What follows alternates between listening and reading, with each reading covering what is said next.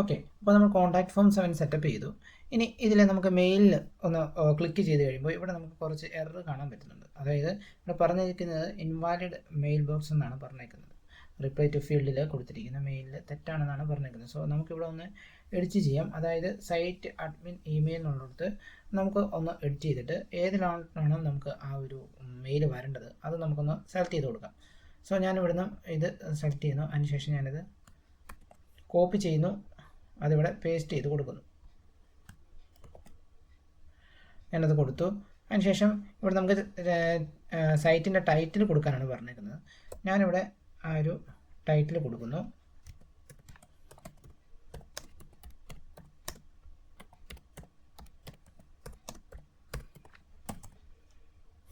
അപ്പോൾ ഞാൻ ടൈറ്റിൽ കൊടുത്തു. ഇനി പറഞ്ഞിരിക്കുന്നത് സബ്ജക്റ്റ് ആണ് പറഞ്ഞിരിക്കുന്നത്.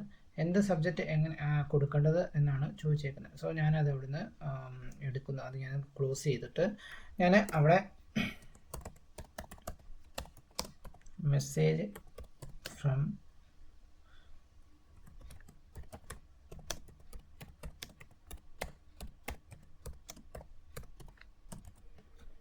ഞാനത് കൊടുക്കുന്നു.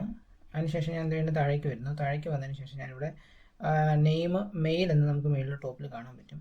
സോ അതായത് നമുക്കിവിടെ കൊടുത്തിരിക്കുന്ന ഈ ഒരു യുവർ മെയിൽ എന്നുള്ളത് ഞാൻ ഇത് ഇവിടുന്ന് മാറ്റുന്നു. ഇവിടുന്ന് മാറ്റിയിട്ട് ഞാൻ ഇവിടെ മെയിൽ എന്ന് പറയുന്നത് സെലക്ട് ചെയ്ത് കൊടുക്കുന്നു.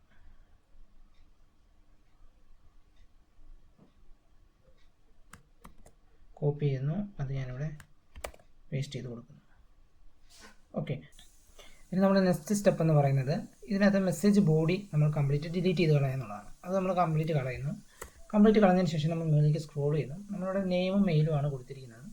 സോ ഈ രണ്ട് ഫീൽഡ് ആയതുകൊണ്ട് നമ്മൾ ഇത് രണ്ടും സെലക്ട് ചെയ്യുന്നു. സെലക്ട് ചെയ്തതിന് ശേഷം നമ്മളിതിവിടെ കോപ്പി ആൻഡ് പേസ്റ്റ് ചെയ്യുന്നു. സോ നെയിം ഇമെയിൽ ഇത് രണ്ട് ഡേറ്റ ആണ് നമ്മൾ കളക്ട് ചെയ്യാൻ പോകുന്നത്. സോ ഞാൻ നെയിം മെയിൽ ഇമെയിൽ ഇത് രണ്ടും ഞാനിവിടെ എടുത്ത് വെച്ചിട്ടുണ്ട്. സോ ഇനി നമുക്ക് നെയിം എന്ന് പറയുന്നത് നെയിമാണ് നമുക്ക് വേണ്ടത്. സോ ഇവിടെ നമുക്ക് നെയിം എന്ന് ടൈപ്പ് ചെയ്ത് കൊടുക്കുക. ഓക്കെ, നെയിം കൊടുക്കുക. ഇനി നമുക്ക് ഇവിടെ വേണ്ടത് മെയിലാണ്. സോ ഇവിടെ നമ്മൾ ഇമെയിൽ എന്ന് ടൈപ്പ് ചെയ്ത് കൊടുക്കുക. സോ ഇങ്ങനെ രണ്ടെണ്ണം നമ്മൾ സെറ്റപ്പ് ചെയ്തു.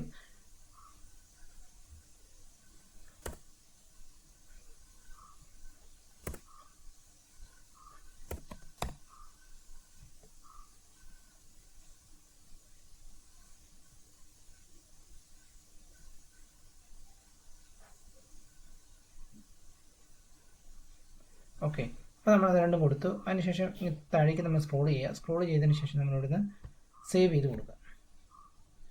സേവ് ചെയ്ത് കൊടുത്തു കഴിയുമ്പോൾ നമ്മൾ ഇവിടുത്തെ ഇഷ്യൂസ് എല്ലാം മാറിയിട്ടുണ്ട്. നമ്മളത് പ്രോപ്പറായിട്ട് അത് ചെയ്ത് വെച്ചിട്ടുണ്ട്. സോ ഇങ്ങനെയാണ് നമ്മളൊരു ഫോം സെറ്റപ്പ് ചെയ്യുന്നതും അതിനകത്ത് മെയിൽ നമ്മൾ സെറ്റപ്പ് ചെയ്യുന്നതും ഇങ്ങനെയായിരിക്കും. അതിനുശേഷം അത് സേവ് ചെയ്യുക. സേവ് ചെയ്ത് കഴിയുമ്പോൾ നമുക്കത് കോൺടാക്ട് ഫോം 7-സിനകത്ത് കോൺടാക്ട് ഫോംസ് എന്ന് പറയുന്ന ആ ഒരു ലിസ്റ്റ് ആ ഒരു ലിസ്റ്റിനകത്തേക്ക് നമുക്ക് ഈ ഒരു ഫോം ആഡായി വരുന്നതാണ്. സോ അത് നമുക്ക് ഈ ഒരു ഫോംസിൽ ക്ലിക്ക് ചെയ്ത് കഴിയുമ്പോൾ ഇവിടെ നമുക്ക് ജോയിൻ അവർ കോഴ്സസ് എന്ന് കാണിച്ചു തരും. അപ്പോൾ ഇതാണ് ഇതിനകത്തെ ഷോർട്ട് കോഡ്.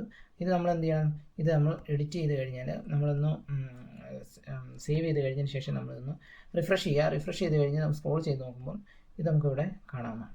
സോ ഇങ്ങനെയാണ് നമ്മൾ ഒരു കോൺടാക്ട് ഫോം 7-ൻ്റെ യൂസ് ചെയ്തുകൊണ്ട് ഒരു വെബ്സൈറ്റിൽ നമ്മൾ ഒരു കോൺടാക്ട് ഫോം എങ്ങനെ ആഡ് ചെയ്യാമെന്ന് നോക്കുന്നത്. സോ അപ്പം ഇത് നിങ്ങളിങ്ങനെ ട്രൈ ചെയ്ത് നോക്കുക.